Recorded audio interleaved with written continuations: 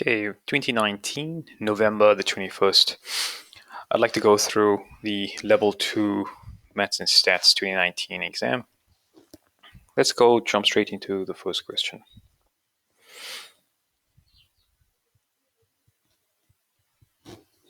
Question 1.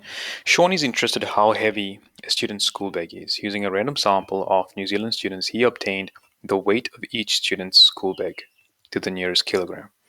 The results of his investigation are shown below in Figure 1 and in Tables 1 and 2. Figure 1, we can see something that looks like a normal distribution. We can see male and we can see female in dark. And Table 1, we can see the bag weight, female students and male students, the total number of students, and the weight of each of the bags. So we're going from 0 up to 18 kilos, and we got 558 female students and 413 male students. All right, the statistics for bag weight is also given, which is also very convenient to have the mean and the median for both female and male students as well. All right, that's your graph, that's what's given. Let's have a look at what the next question is asking. Okay, in this question, it says use the table to find the probability that a randomly chosen student, randomly chosen from this sample has a school bag weighing more than 10 kilograms. I've highlighted this sample. All right, whenever you see the word this sample, this probability will be calculated over the total, whether it's in a table or whether it's not in a table in a question. And in this case here, it's a good indication that we have to add these two values to get a total sample value. All right, so the sample value will be 971. Given that, what we can do is now we can basically work out these two questions for A using that same sample of 971.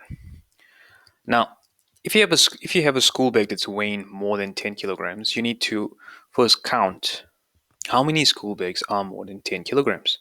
So if you go to the previous page, okay, you can see that the total number of school bags that are more than 10 kilograms are basically going to be, now remember what the word more means, right? More means that it does not include 10 kilograms. It's greater, strictly greater than 10. So it's going to be from 11 downwards. Okay, we got to add all of these values up, all of these numbers up. When we add these numbers up, it comes to 30. So the probability that it's more than 10 will be 30 out of 971. So we take 30 divided by 971, put it in a calculator, and write down the answer. All right. Now, moving on to the next question. We got male. All right. The probability that the student randomly chosen from the sample is a male and has a school bag weighing. So here we've got two things that's happening. It has to be male and a school bag, but we're also working with the sample, so my denominator remains 971. 2 kilograms or less, okay, male. And let's have a look at how many males have 2 kilograms or less. We scroll up, let's have a look at how many male students have 2 kilograms or less. Means that we have to add these up. If I add it up, you're looking at 70, 140 plus 143. Okay, so 143, that comes to 143. We then take 143 and we simply just divide it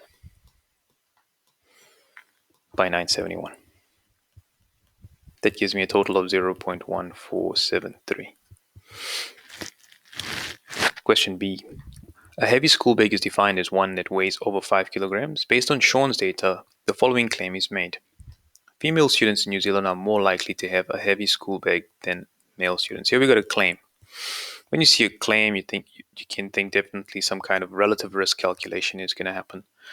Break up what the claim is made up of, the first part and the second part of this. So female is being compared to male students. So when we have to work this out, we're going to take female and we're going to divide it by male. So what we have to do for this question is find out what the absolute risk of the female is and what the absolute risk of the male is. What does absolute risk mean? It means that when you go into your table and you're looking for risk, you're specifically looking for the probability that it happens as a total over the female numbers. All right, so as a total over the female numbers, you can say if this is a total of 558. So if I have to work out a probability just isolating my probability to females, it would be over 558 in my denominator. Whereas if it's only for males, it would be over 413. Okay, so let's have a look. Let's go back to that question. Just make sure you read the question again. Sometimes you have to read a question, maybe once or twice, just to make sure you understand it properly. A heavy school bag is defined as one that weighs over 5 kilograms. Based on Sean's data, the following claim is made. Female students in New Zealand are more likely to have heavy school bags than male students. So we have to first find out how many bags weigh over 5 kilograms for both males and females. And once we do that, we can then calculate the probability of each. Does Sean's data provide evidence to support this claim? So you've got to answer this question in a statement once you've got your calculation done. Include an appropriate relative risk calculation and other statistical considerations to support your answer. All right. So the relative risk that a female in the sample has a bag which is heavy will be definitely has to be 5 kilograms. Now, does this include 5 kilograms? It says weighs over 5 kilograms. All right, so over 5 kilograms means that it's including 5 kilograms. All right, so let's go including 5 kilograms female students, which means that we have to sum up all that is overweight. Remember, overweight is 5 kilograms or more. So that's this entire region over here. That entire region over there would be overweight. And it's over 5, so it's from there. So exclude that part there. So now if I add all of those up, if I add 49, I'm just going to put another circle around us. It's a bit messy. And if I add that up, that should come to 141. And because it's dividing by 558, we're saying that this is my absolute risk. So 141 over 558. And over here, I'm going to add for males, and I get a total of 100. Nope, it's 98 over total 413. And remember 413 from the bottom of there. Let's put this in our solutions space. We have the following. So include an appropriate relative risk calculation. So I'm gonna go right here. So absolute risks are going to be for females. Absolute risks are for females at 141 over 558. Okay, and for males, you're looking at 98 over 413. And because we are finding the relative risk of females to males, okay, so if we calculated this, we are looking at our relative risk to be taking this and dividing it by that. So take 141 over 558, and we can divide it by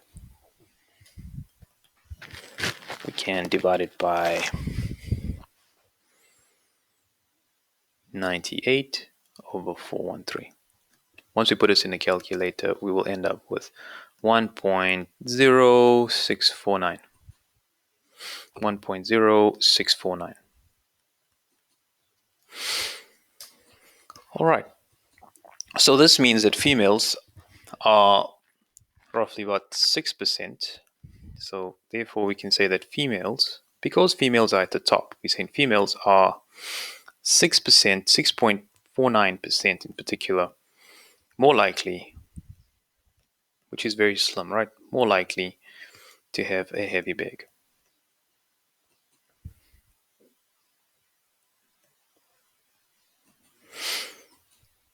Okay, and then from this we can see that to go back to the claim and what's needed, does Sean's data provide evidence to support the claim that female students are more likely to have heavy school bag than male?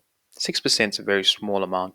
It's very close to 1. So if you're looking at your scale from 1, you can see that if it's very close to 1, it means that the ratio, the numerator is very similar to the denominator. Like let's say if the numerator was 140 and the denominator was 140, you can see that'll be equal to 1, which means there is no real significant difference between them. So In this case, it's 1.069.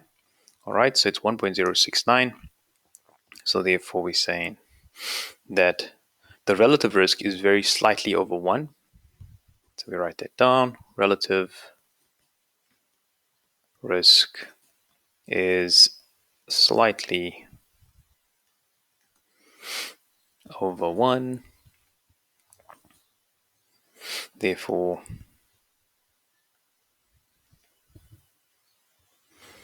may not actually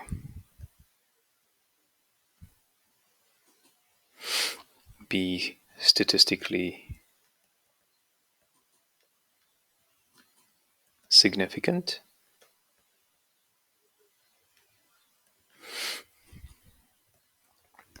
All right.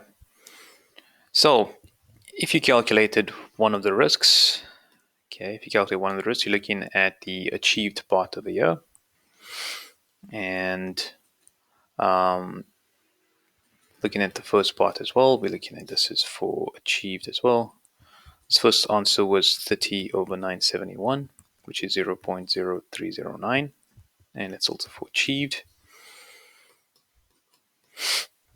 Moving into merit, did you calculate a correct relative risk? All right, you can get a merit for that. And moving into excellence is when you are interpreting that. So basically, you can calculate a correct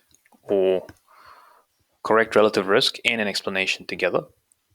A really clear explanation will get you T1. And a clear comment which qualifies the claim validity. All right, so basically stating that you have the first, let's just say if I have to categorize this into that, you're looking at this is your excellence part of the year. From year T1 and up till day T2.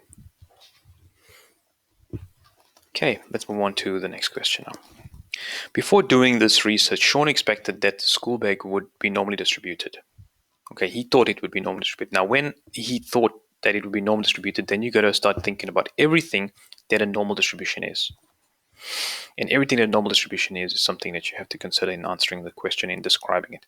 By referring to the shape of the distribution in figure 1, describe clearly how these distributions are different from a normal distribution. Basically, memorize this. It's a very repetitive part of an exam where you got to describe the normal distribution.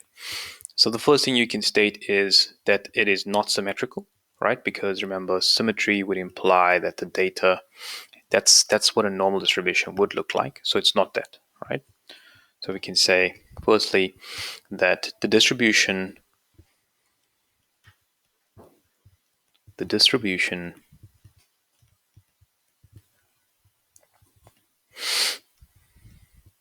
is not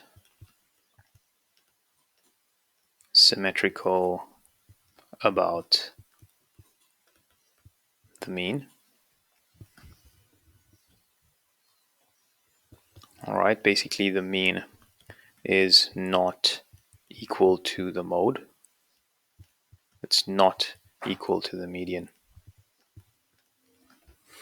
And we're also saying that it's not bell-shaped as well. It's not bell-shaped as well. Not bell-shaped as well. Okay. So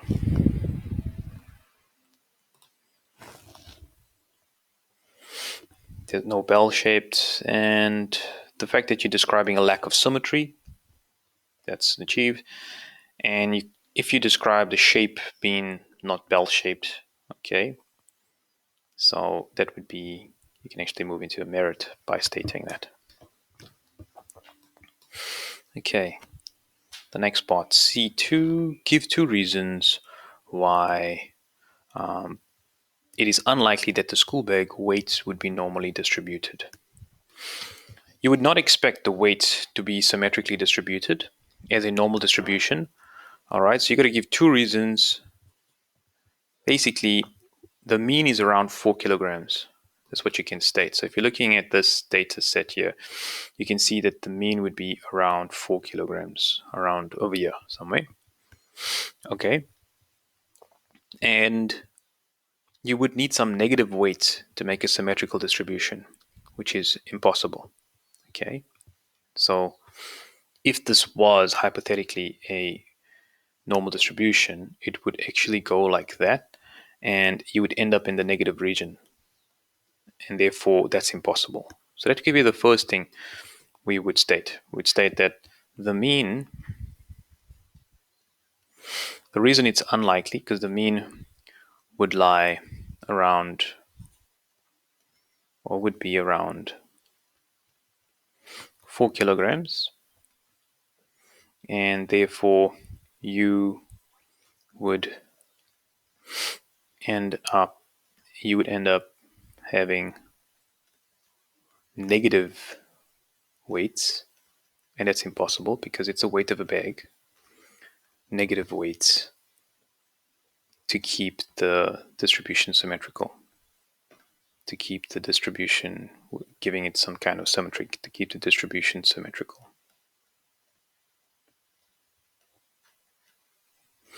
All right, so some kind of negative weights. And then another reason that you could provide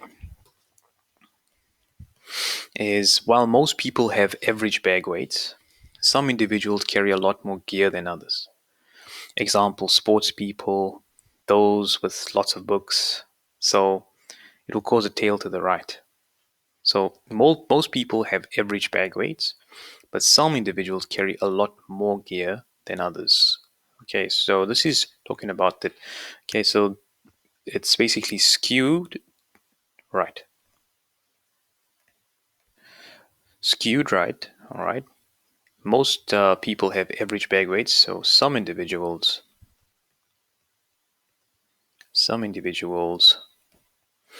carry a lot more gear than others.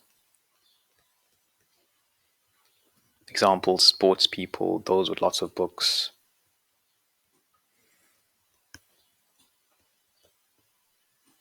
So you're kind of giving a realistic reason.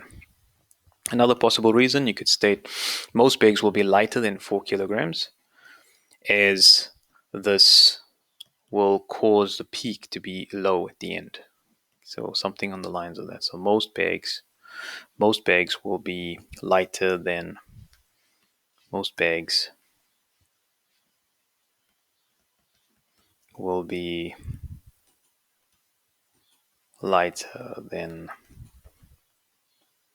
4 kilograms, which will cause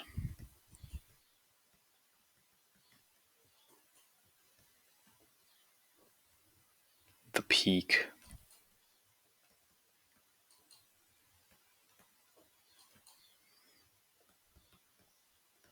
to be at the low end of the axis. Anything other as well, something similar on those lines. All right, so that's takes us to question number 2 now. Looking at question number 2, a company produces handmade plates. All right, the weights of the plates can be modeled by a normal distribution with a mean of 450 grams and a standard deviation. The picture didn't come out clearly, and standard deviation of 35 grams. Working and or diagrams must be shown. Correct answers alone will generally limit grades to achievement. Find a probability that a randomly selected plate weighs between 415 and 520. All right, so looking at this, I'm going to use a space to just draw this normal distribution. So what we have is they're telling us it's a normal distribution. So we have a bell-shaped curve with symmetry. And we know that the mean is 450, so we placed it in the middle at 450 grams. The standard deviation is 35 grams, so if you go one standard deviation away, you plus and minus 35. If you go 2 standard deviations away, you would plus and minus 70. If you go 3 standard deviations away, you would plus and minus 105.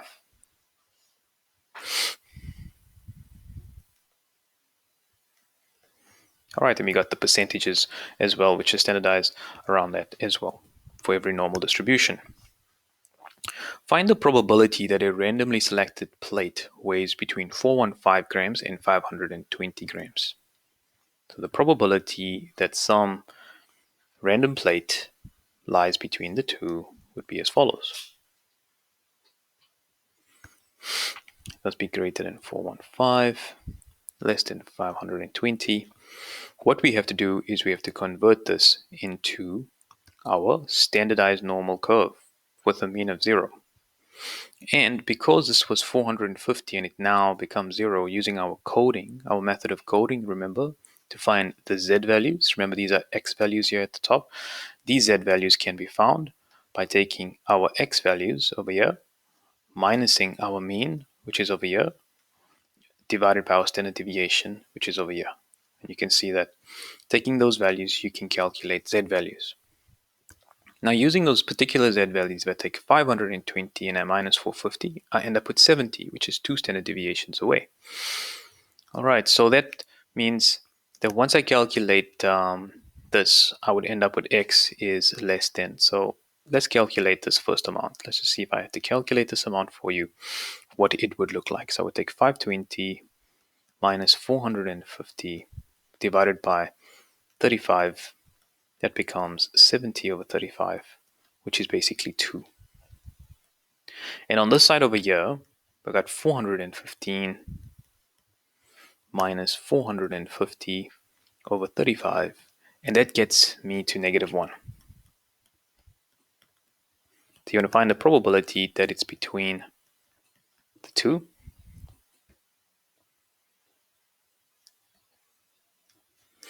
And let's write this more clearly. So that's basically 2. I'm just going to write 2 over here. Put this in a calculator using your graphics calculator, and you can also use your tables, and you end up with 0.8186. When you calculate it using the tables, remember there's 2 over there, and there's minus 1 over there. If you want to calculate it between that, you're looking for this area. So you can find each individual area using your tables. Remember, you look up your z value and you get the proportion underneath, or the probability, or the fraction decimal underneath. And then you can go and find this one over here, which will also give you that. Now remember, your z tables, sometimes on your z tables, depending which one you have, if you have the one that only produces probabilities on the right hand side, then you can simply look for one that states 1 as its z component. You can then look at that and say, okay, well, if I find this probability, it will be the same as these two. So these are equal. Once you realize that symmetry exists, you can just apply the rule of symmetry over the normal distribution. Just a quick recap on that. If it's less than 400 grams, we go through the same process again. X is less than 400. Okay, so in this case over here, we know that our mean for our x is going to be at 450, so 400 is to the left hand side, and we want to find out what will that be. We can change it into a z value, and this is just a normal standardized form. And once you do that, and using this exact same principle of taking 400 minus 450 divided by 35, and you end up with x is strictly sorry, not x, it's z. Just double checking here. This should be z, and this should also be z. This is 2, not z. Looks like a z. All right, so z, I'll just put a line through it. Z is less than negative 1.4286. Calculator, if you have a graphics calculator, use the tables, and you get the probability for this over here to be about 7.6%. And that's the area underneath, or percentage underneath. Okay. The company rejects the heaviest 10% in the lightest 15% of plates made. So that means, in this instance, It rejects the heaviest 10%, so that's the furthest to the right, and the lightest 15%, and that's the furthest to the left. So if this was 15%, it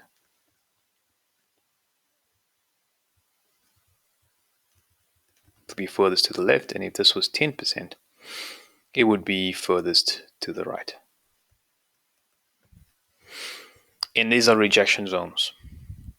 What is the range of weights that the company accepts?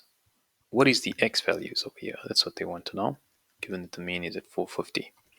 Now, if you go back and you standardize this in your standard normal distribution with 0, keeping the 10% as is, and keeping the 15% as is, you can go into your Z tables and you can look up 10% over here and 15% over here and get the corresponding Z value.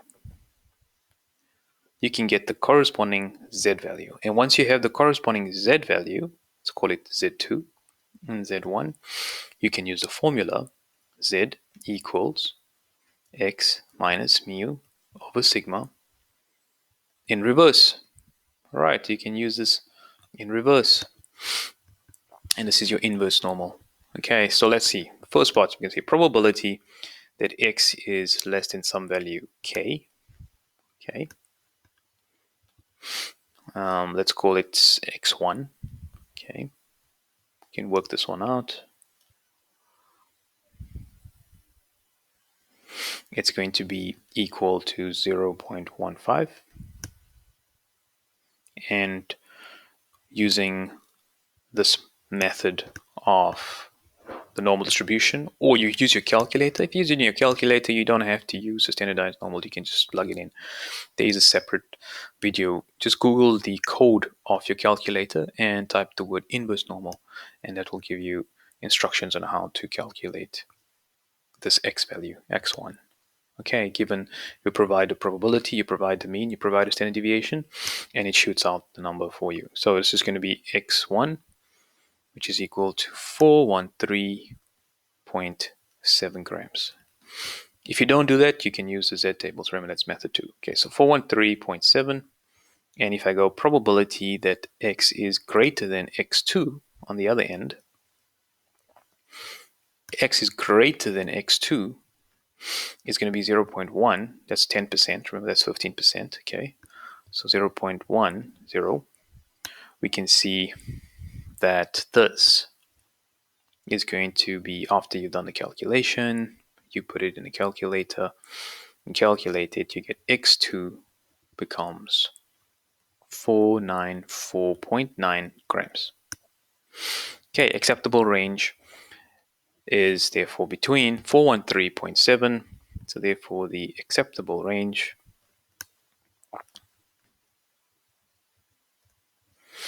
is 413.7 to 494.5 grams. Okay, and that would be the acceptable range. Okay, so from them to there. Okay, achieved. One of the endpoints of the range has to be correct.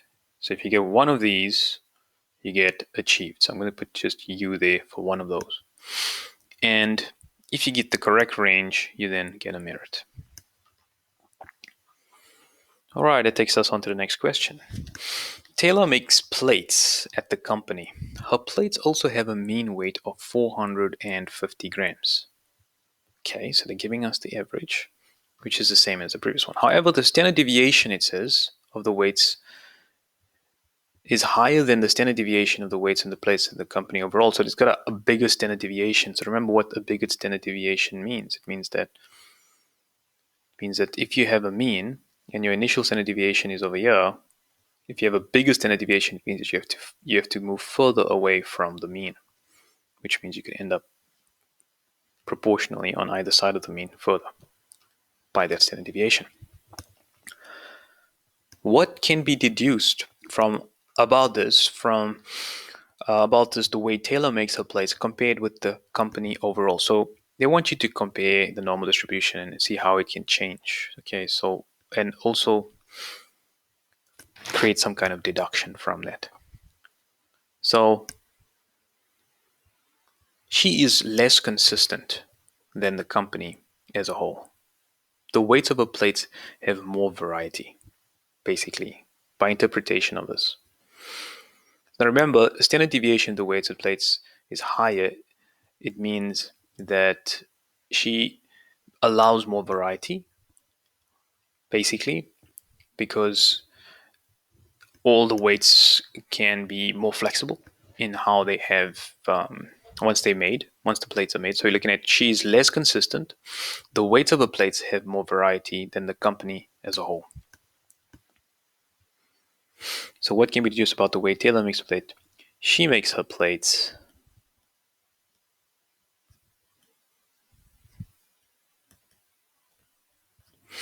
to include more variety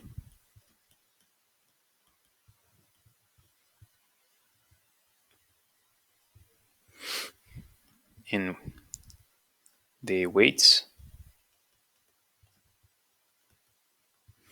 to include more variety in their weights.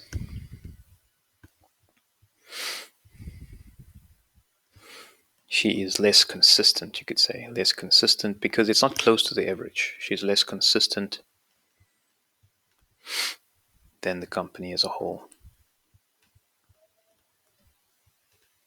The company's standard deviation is smaller, it's closer to the average, every single weight you're looking at. So it's less consistent than the company as a whole.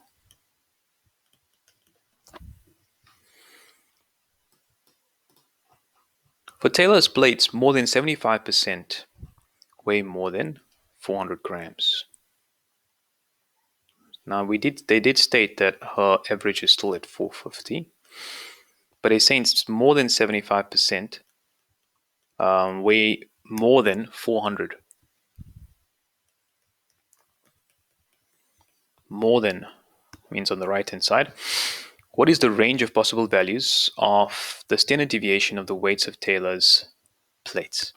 So in this question here, we want to solve to find the standard deviation. For Taylor's plate, more than 75% of the weights, more than that means that this is 75%, assuming, right? Because remember, half is 50%, and let's say this other half is 20%. 25%. And you can see that what is the range of possible values of standard deviation of the weights of Taylor's plates. Okay, so let's have a look at this. The probability that we now have to convert this to some kind of value for Z, let's say. Got a Z value, we're going to get this is your X values, remember? So what is the Z value? Okay. The probability that Z is greater than some kind of value, let's say Z1, in this graph over here, okay, Z1 must be greater than 0.75. Must be more than that, right? Whatever I got there is 75%, so it can go more than that. That means this has to go this way. All right, so we can stretch it more than 75%. So it must be greater than 75%.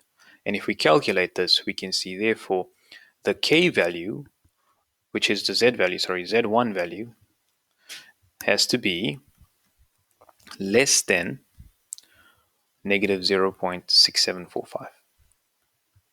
So if the Z value is negative 0.6745, then we're saying that any value less than this, which is why they say less than there, you can see any value less than that will create a percentage of 75% or more. And if that's the case, we now have a Z value to work with. We can put this into our equation, right? And we can say, well, Z is equal to X minus mu over sigma. We want to find out what is that. We have the X, we have the mu, we have the Z, so we're going to substitute it in to get negative 0.6745. equals my x, which in this case is 400, and minus my mean, which is 450. Remember, x is not z. X comes from the original amount, 400, divided by my standard deviation, which is what I want to find. Okay, and once you have this, you can then just say sigma is equal to negative 50 over negative 0.6745, giving me 74.12 grams. It's 4 significant figures. Okay. All right. So therefore, we're saying that her standard deviation is greater than 35. So the range of possible values for standard deviation would be between 35 and 74.12. All right. Her standard deviation is greater than 35. Okay. So we write that down.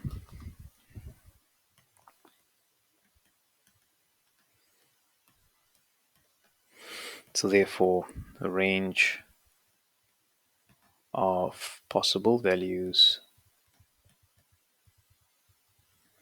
would be that the standard deviation would be greater than 35 and less than 74.12 grams. Trial and improvement methods are also acceptable with a record of consecutive trials. So basically we're saying that a record of estimations leading to the range, trial and improvement methods are also acceptable with a record of consecutive trials. I'm just going to write that down. Trial, and improvement methods also acceptable with a record of consecutive trials.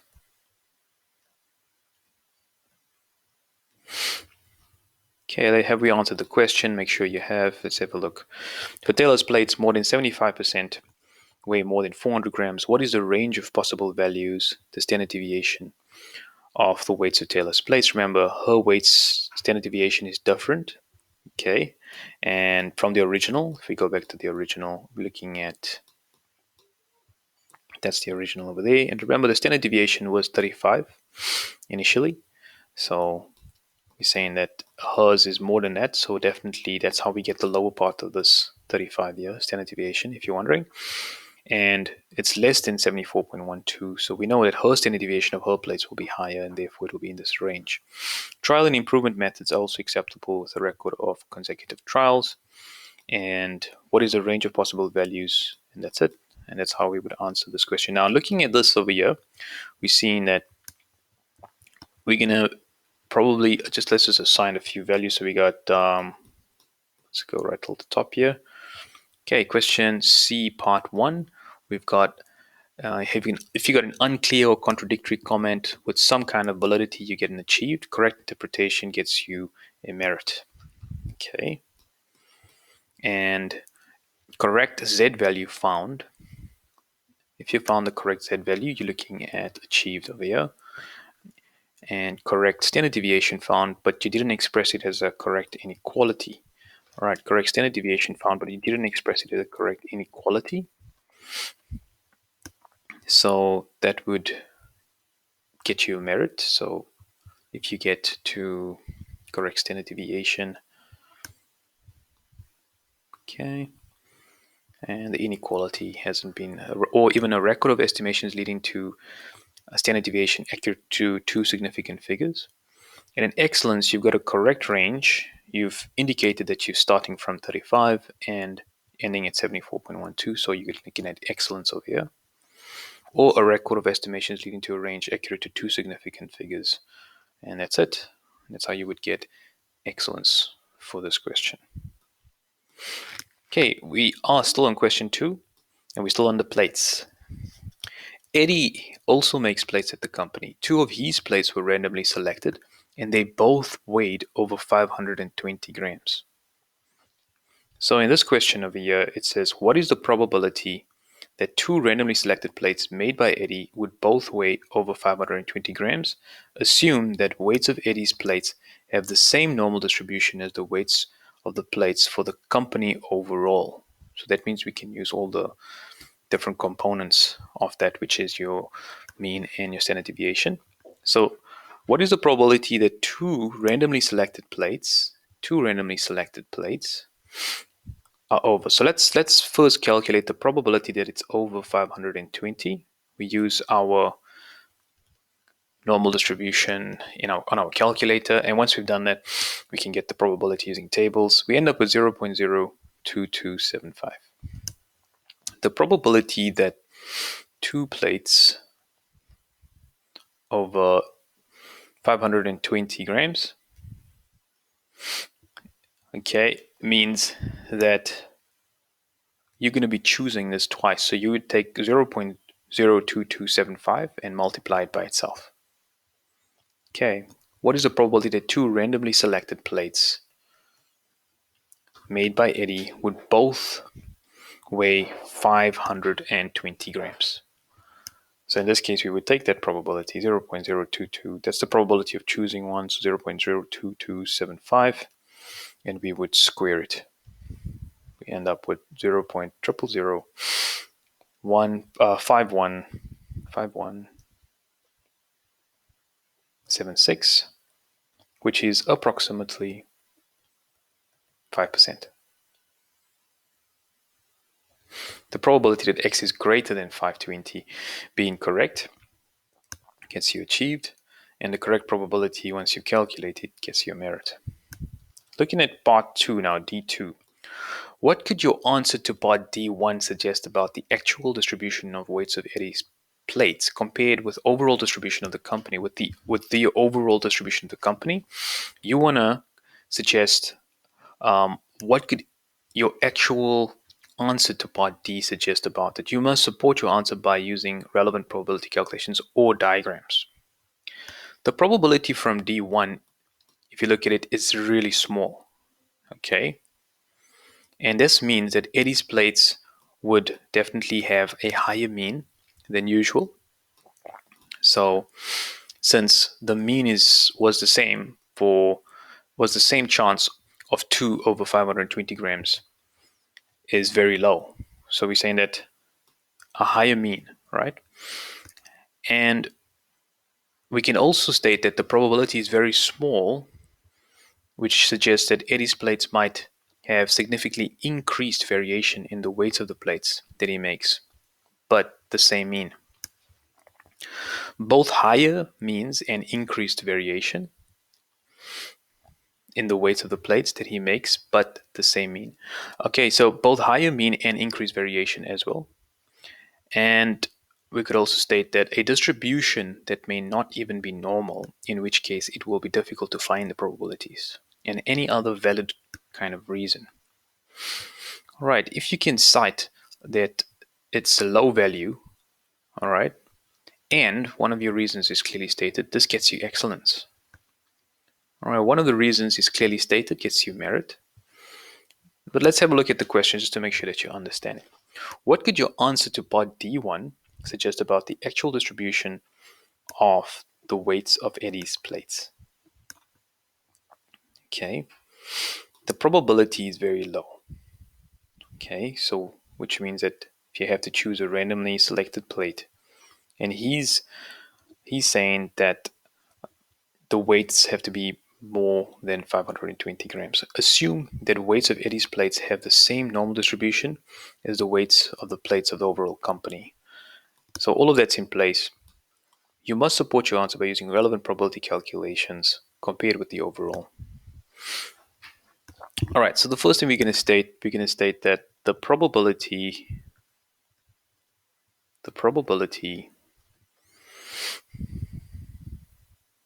is very small.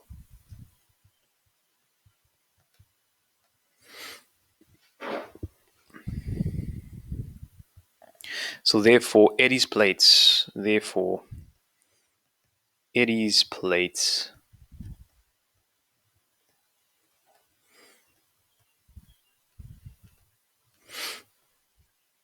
might have a higher mean than usual.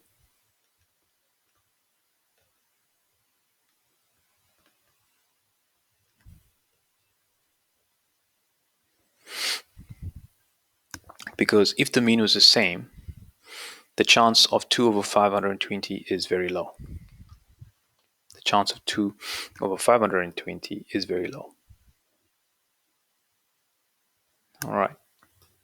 And you could also state that Eddie's plates will have a significantly increased variation in the weights. Eddie's plates will have a significantly increased variation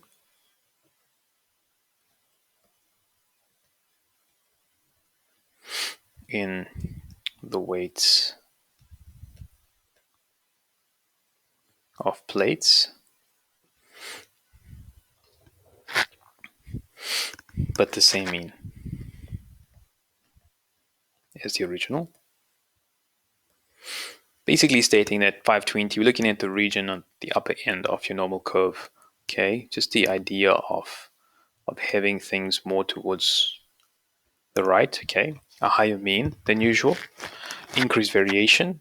All right, so that means you can go further away from the mean. Okay, and we can also state that both higher mean and increased variation can be found. Both higher mean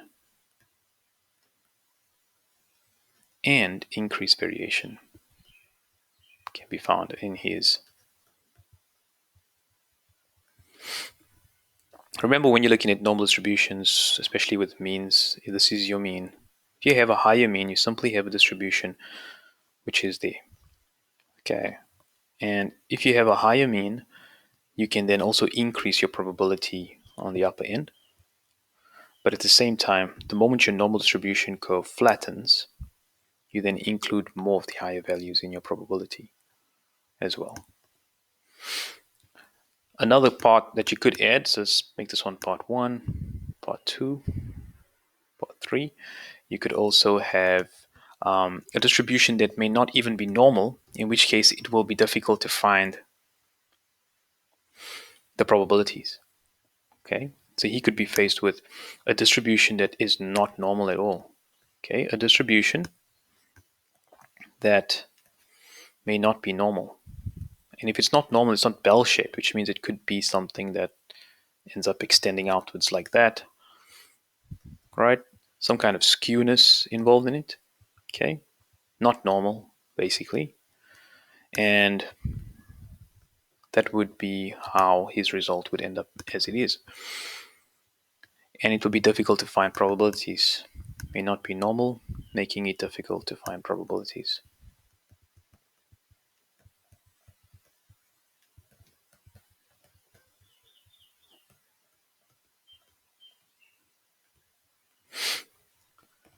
And any other valid reasoning. If you can get one of the reasons correct, and the idea of stating that you have a low value for the probability, you can get an excellence for this one. Yeah. If one of your reasons are clear, gets you a merit. If you have this component and that as well, you're looking at an excellence. All right. Question 3. Last question now. At school fundraiser, there is a dice game called Game A. The probability of winning Game A is 0.6. In Dice Twice, the player plays Ju Eon 50 cents to take part and plays Game A twice. Okay. If the player wins both times, they receive $2. If the player wins only once, they receive $1. Okay. So, question A1. What is the probability? What is the probability that the player receives $2? Okay. All right. So they've given us a bit of a space here. What are we going to draw here? We're going to draw some kind of tree diagram. We can do that. So at a school fundraiser, there is a dice game called Game A. Probability of winning a Game A is 0.6. They're not giving you the second part of this, which is the probability of losing, right? So if you win, you win with a 0.6. If you lose with a 0.4. All right, in Dice Twice, the player plays each on 50 cents to take part, okay, and plays Game A twice. Okay, so you're going to play this twice. If the player wins both times, they receive. So if you're going to play it twice, they're not saying anything about the probability. So if you have it playing twice, it means that the probability would stay the same, 0.6, 0.4, and you'd have winning and losing, winning and losing. It says here it takes 50 cents to take part, so the initial cost is 50 cents at the start. Okay, and if the player wins both times, they receive $2. Okay, so let's look at our outcomes, all our possible outcomes. We can have a win-win with a probability of 0.6 times 0.6, which is 6 over 10 times 6 over 10, which is 36 over 100, 0.36. Or you could have a win-lose with 0.6 times 0.4 if you just move along the trail. Okay, along the trail, you'll end up with 0.24. And a lose win will be the same thing, but the other way around, 0.4 times 0.6. That gets you 0.24. And if you have a lose-lose, you would have 0.4 multiplied by 0.6. Multiplied by 0.4. That'll give you 0.16. That's if you have a lose-lose. So you will get $2 if you win both times. All right, so let's see. So this one here, win-win, gets you $2. Let's put the money in a circle. So $2 is a win-win. If the player wins only once, they receive $1. So if you go down this path, you win $1. If you go down this path, you win $1, which means that if you lose, you get $0. That makes sense, right? Okay. What is the probability that the player receives $2? You can see directly from, once I've drawn this out straight, pull it out from there, you can see it's a 36%. There's it over there. And that's going to be your first answer. What is the probability that the player receives $1? If the player receives $1, we can see that we have two options over here. So we have 0.24 plus 0.24, which is the $1 part. We add it up to get 0.48, which is equal to 48%. Guess you achieved as well. Part 3 says, Kim decides to play dice twice 100 times. Ji-Yoon says that Kim will profit by exactly $110. So we've got a claim, got some possible claims, so we need to question it. What are the errors in Ji-Yoon's statement that can support your answer with numerical calculations? Okay, if Kim decides to play the dice 100 times, if you play 100 times, you would expect to win $2. All right. In how many times? Okay, so if you play 100 times, right? So remember, you can winning $2 has a probability of 0.36. And if you multiply it by 100, we're saying that the expected value, this is the possibility of winning. If you go via the root WW, you would win 36 times, right? And if you go with the $1, you know the probability is 0.48. If you times it by 100, the expected value is 48 out of that 100 times. And obviously, if you're losing, then you'll get 0. So looking at that, we're saying that this will give you a total of, if you have to calculate it in total, let's take the $2 now and multiply it by the 36.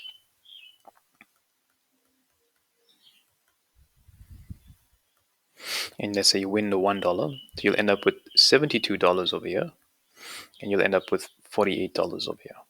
So that gives you, it's the wrong dollar sign, whatever. So it's going to be 10 and 11, 12. So $120 would be the total that you would win. which is consistent with 24%. All right, in part 2. Now, let's go back to the question. It says here, Eugene says Kim will profit by exactly $110. Okay, decides to play it 100 times. So if you played 100 times, firstly, if you win, you would definitely profit by $120. Okay, consistently. All right, so if you had to, and we can say that that will be part 1. Okay, that's one of the errors possible. The next error is it would have cost you $50 to play, because let's not forget the cost at the start. Okay, and that's another thing we haven't accounted for here. When you start playing, it costs 50 cents. All right, to multiply it by 100, we're looking at 0.5 times 100 is $50. So you got $50. So $50 cost to play 100 games. So therefore your profit won't be 110. Profit will be 110.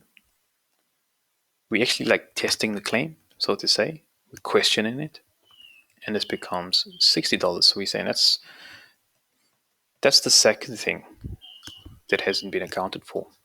The next thing is Yuan cannot say that Kim will profit by exactly an amount, as there's always a random variation in games of chance. So if you repeat the games 100 times, many times, you would get a variety of profit figures. So the possibility of getting a random variation in games of chance is always there. Okay, the possibility of getting a random variation in games of chance is always there. Therefore, one cannot say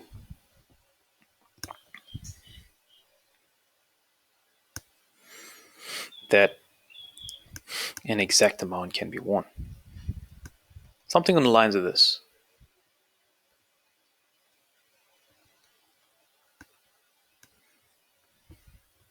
You could get various kinds of profit figures because of the randomness in the possibilities of it.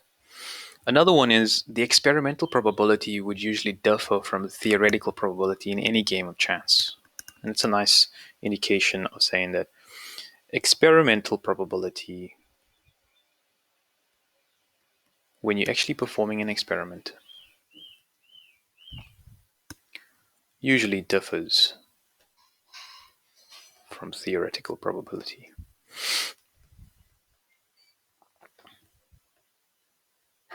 From theoretical probabilities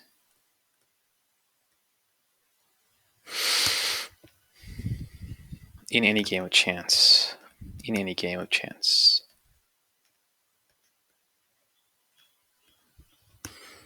Okay.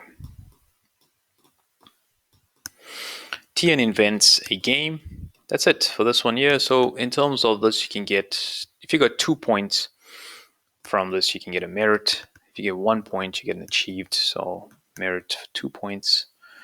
And if you get just 1 point, you can get achieved.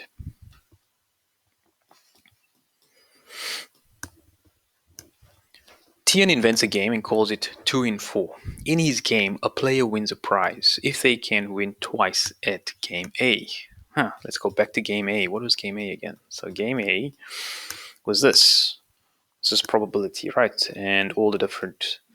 So nothing's changed with regards to game A. We don't have a game B yet, or maybe there won't be one. Tian invents a game and calls it 2 in 4. In his game, a player wins a prize if they can win twice at a game. The player can keep playing game A until they have won 2 games, or they have played a total of 4 games. Okay, What is the probability of winning a prize in 2 in 4? And this is a different sequence of how the game is played in. So firstly, we have to calculate the probability of winning a prize, right? The probability of winning a prize means that you can have a win-win, right? That means you have won 2 games, right? And you can also have played a total of 4 games, okay, until you've won twice. So then you can also win twice in different sequences of that. So win, lose, win. Or you could have the probability of saying losing, winning, and then winning again, right? You don't want to lose, all right, at the end. So it says here the player keeps gaming until they've won 2 games. And once they've won 2 games, they stop. So there won't be a probability of WWL. I mean, that will go back to just WW because then you stop. You don't play the third game to lose it. So only win, lose, win, and lose, win, win because you've finally reached 2 wins.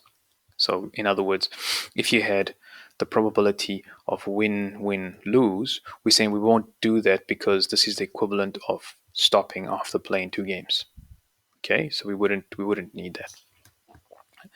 We then also add the probability. Remember, we can go up to 4 games now. So we can go probability of lose, win, lose, win. Again, you can see there's 2 wins involved, plus the probability of losing, losing, winning, and winning. We're trying to avoid winning in 2 rows at the time.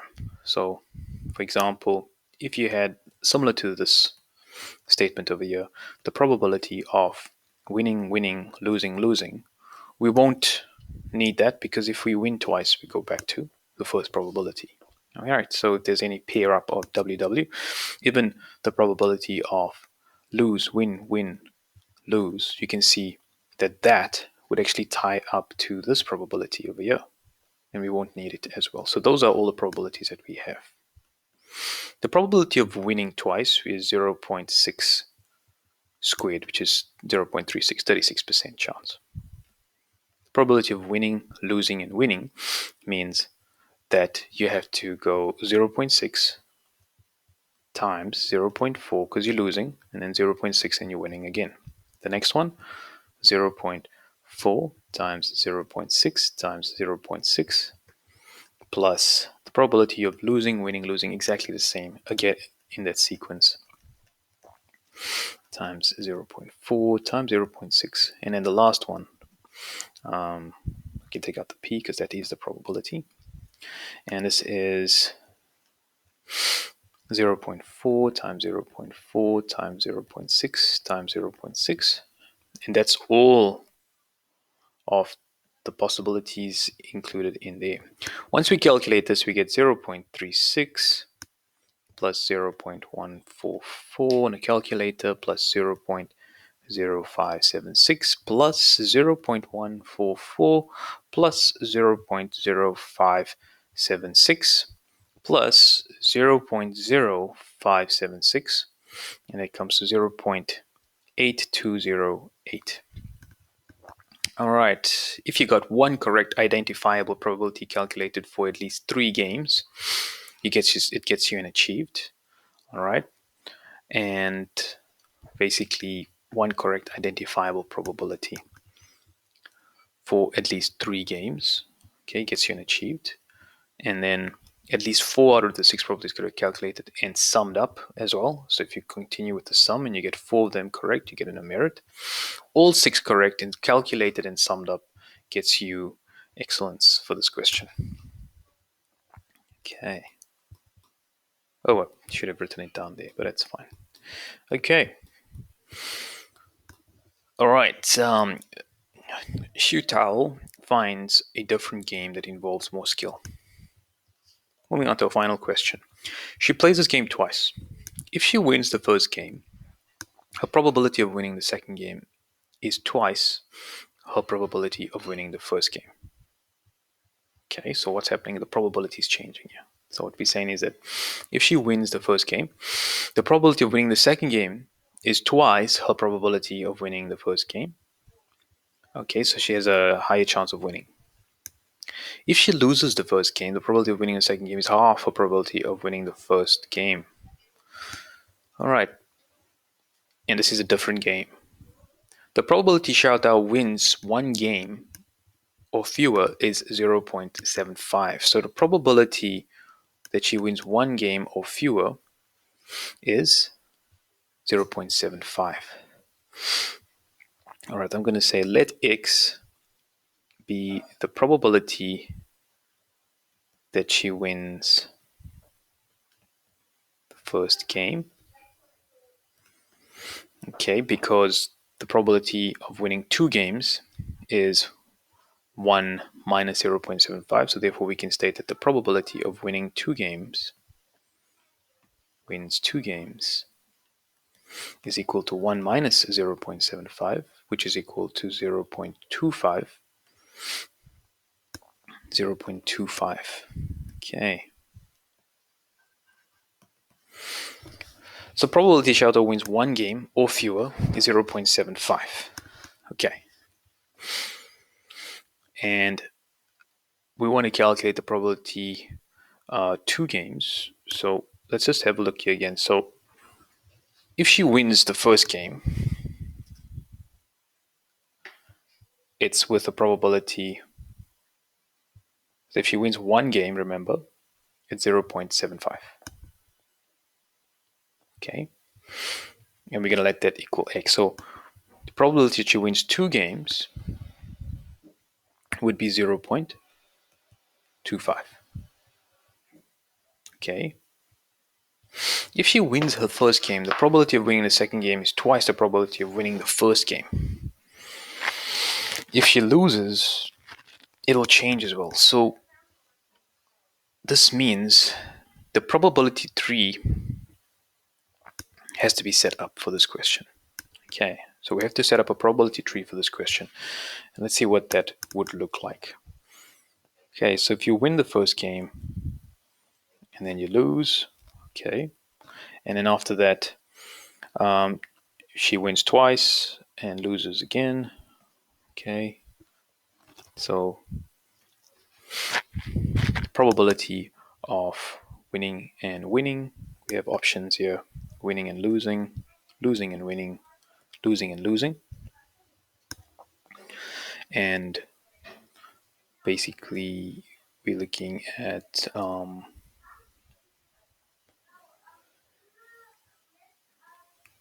doubling the initial probability. Okay, so do we know what the probability is that she wins? Not really. The probability she wins one game is given as 0.75. So if I make x the probability that she wins the first game, okay, and I put it over here in a bracket, then the probability that she wins the second game would be 2x, right? And when you multiply the probabilities together, you end up with 2x times x, which is equal to 2x squared. And that's the probability of winning twice. And on that same token, we're saying that these probabilities over here, which is 1 or less, comes to 0.75, right? And that's what's given as one game or fewer. So therefore, I know that the sum of these have to add up to 1. Remember, the sum of these probabilities add up to 1. So 2x squared plus 0.75 must be equal to 1 because it's the sum of all the probabilities. In other words, if this is 75%, then this will be the remaining 25%. So therefore, we can say 2x squared is equal to 25%. And if 2x squared is equal to 25%, we can find x. So let's go. 2x squared equals 0.25. And if we solve this, all right, 0.25 divided by 2 square root on both sides gets me x to be 0.3536. And that's the probability of winning. Okay. What is the probability that she loses both games now that we know what x is? If we want to find the probability of winning to be, we know what x is. This is now 0.3536. We just take 1 minus a probability and we get the losing, 1 minus 0.3536. So the probability of losing is equal to 1 minus 0.3536. And when she loses, she's going to half it. So we're going to go 1 minus 0.3536 divided by 2, because that's what happens when you lose. If you go back to the question, if you can't remember, if she loses the first game, her probability of winning the second game is half the amount. So probability of losing the first game will be given by that. The probability of losing the second game will be given by the exact same probability, but halved. What we do then is we then multiply these together. So we say 1 minus 0.3536, and we multiply it by 1 minus 0.3536 divided by 2. And when we divide it by 2,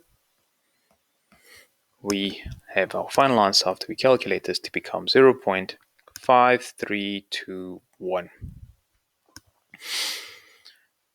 The fact that you stated that, or you've created some kind of probability tree on the lines of this gets you an achieved, and also stating that the probability is doubled in some way or the other. Obtaining a probability of winning at this point of the year would get you a merit, and your final probability after using the losing portion, dividing it by 2, would get you an excellence. All right, and that's the last question for this entire exam. Thank you. All right, so let's go back and have a good day. Thank you.